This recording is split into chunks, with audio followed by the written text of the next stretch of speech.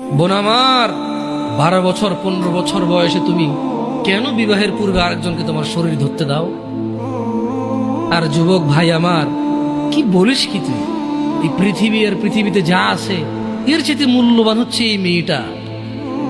তো এরকম মূল্যবান একটা জিনিস ওর ধরে ছুঁয়ে তুই ওকে ওর মূল্য কমিয়ে দিবি? এত বড় জুলুম ওর প্রতি তোর!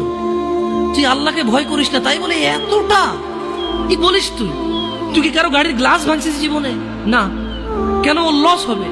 তুই কি কোনোদিন কোনো মানুষকে ঘুষি দিছিস? না। কারণ তাহলে ও বেচারা কষ্ট পাবে। তুই কি জীবনে কারো পেটে ছুরি ঢুকাইতেছিস? না। ও মরে যাবে, তাহলে ওর ফ্যামিলি ক্ষতিগ্রস্ত, লসে পড়ে যাবে।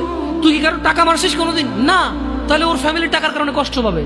তাহলে তুই কেন তুই এত ছোট ছোট বিষয়গুলো খেয়াল রাখিস যে আরেকজনের লস হবে? তাহলে তুই এই মেয়েটার জীবনটাকে তুই কি করলি?